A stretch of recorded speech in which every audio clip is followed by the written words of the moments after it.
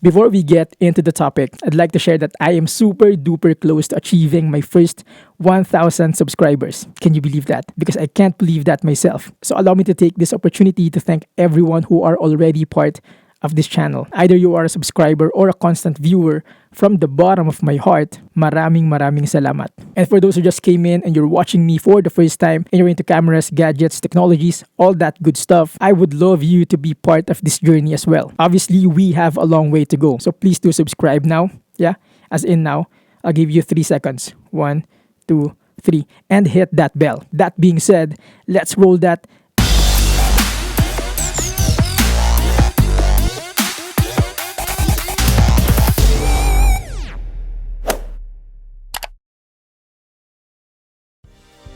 Since last year, the release of the Tamron 17-70 has been all over the Sony APS-C world. Some say that this is the best all-around lens, while some say that this is the zoom lens that you'd need in your bag. Some say that if they could only have one lens, it's this. As a matter of fact, 2 months ago, I made a review sharing my initial impressions about this highly anticipated lens. If you haven't watched that yet, link in the description box below. But if you did already, you know that I did say that this is worth the upgrade. Now the question is, does first impression last? Well, let's find out. Before we continue, I am proud to announce that the Unboxing PH is now a partner of Tamron Philippines. But to clarify, this video isn't sponsored. I mean, they did not pay me or anything or whatsoever. How I wish. So what I'm about to share will all be true and honest users review. After all, folks from Tamron Philippines are after such kind of feedbacks. Having that out of the way, let's start with photography. For thumbnail photography, if there's such a thing, prior having this lens, I shoot most if not all of my thumbnails using the Sigma 30mm. That is because I like the depth of field the f1.4 produces, like it gives enough emphasis to the subject. With the Tamron 17-70, although it could not open as wide, the compression I get at higher focal lengths gives a decent bokeh effect as well. Having that said, even for product photography, this lens has been serving me super well so far. For landscape or real estate photography, the 17mm and the 24mm are my go-tos. It's also a plus factor that at 17mm, this Tamron lens is stack sharp. Like if you're used to using the Sigma primes, this lens as far as sharpness is concerned isn't a downgrade at all. But moving up to 50 or 70mm, a bit of softness is quite evident. However, at those focal range, I am very well pleased with the portrait performance of this lens. Of course, you don't want to compare this with any f1.4, but the compression at higher focal lengths again shall not be discounted either. I actually love using this lens at 70mm. It gives me that super blurry, creamy background. And like I said, I'm a sucker for that. For street photography, it's gonna be the 50 or the 70mm again. Really good compression, and I personally love that I can maintain quite a distance from the subject and be able to nail that real awesome candid shots. Yes, that's right, not scripted, candid shots.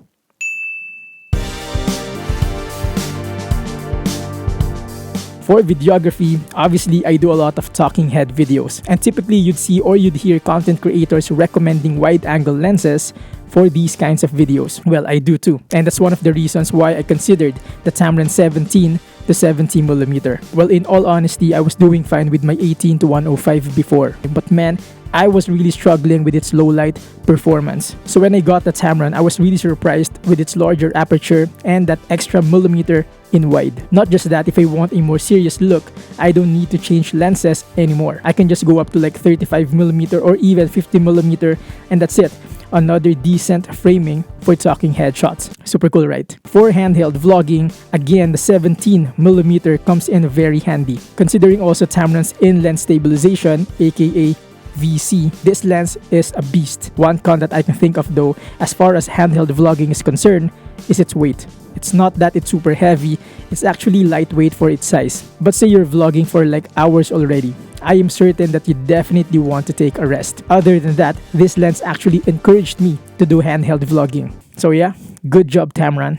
For unboxing videos, which I regularly do, I use the 24mm to get my desired framing because it has that wide perspective but less barrel distortion. I am also glad that I can rely on the autofocus of this lens. It may not be as good as the native lenses, but it absolutely does the job. For cinematic or random videos in general, Basically, I use all focal lengths, except the 17mm due to its, again, barrel distortion. But from 24 to 70mm, this lens is a killer. I love that I have a wide range of focal length for different situations. Thus, from tight to wide open spaces, salute to this lens. However, in extreme low light situations, it isn't still the best option, especially if you've experienced using any lens that has an f1.4 aperture. But let's say you're coming from an f4 like the 18-105, this is an absolute zoom lens upgrade. You might say, is there anything I wish Tamron could further improve on this lens? Well, definitely. One being the vignetting, especially at 17mm,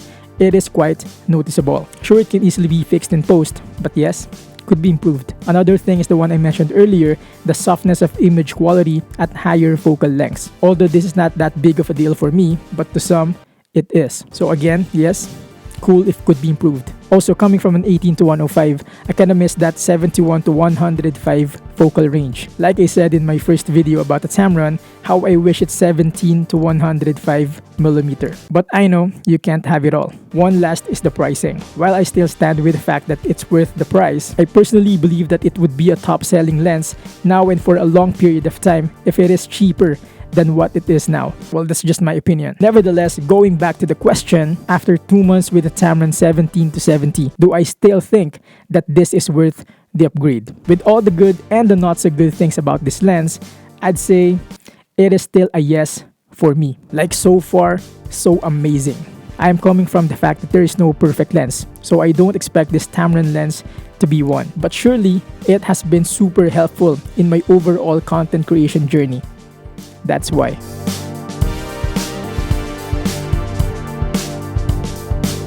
There you go, folks. I'm sure I wasn't able to cover everything, so I would love to continue the discussion in the comment section, or we can connect on Instagram or on Facebook. And oh, by the way, I recently made an account on TikTok. Please follow me there as well. Lastly, please do watch my other lens reviews. Links down below. Once again, if you're getting a thing or two from this video, please do like and subscribe to my channel for more not super technical, but rather practical approach to gadgets and technologies. Until then, thank you for watching.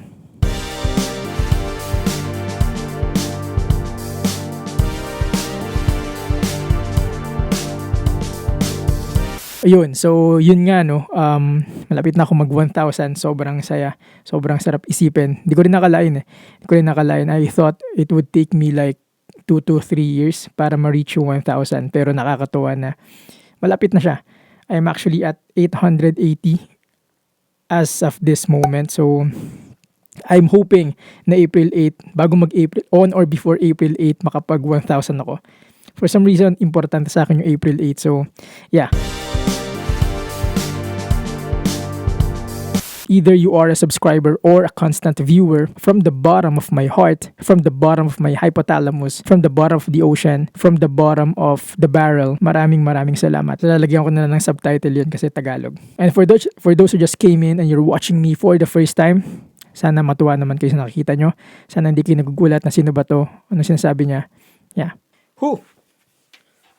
Ang lamig. Pag ba nagre-record kayo, wala ring aircon? Ingay kasi, no? Init lang. Kanina actually tapos na ako, kaya lang nakita ko na medyo pawis yung mukha ko sa video, so inulit ko siya. Live. Really good compression, and I love that I can maintain quite a distance from the subject and being able, what? I love that I have a wind, okay, while I still stand with but without a doubt, this has been super helpful in my online.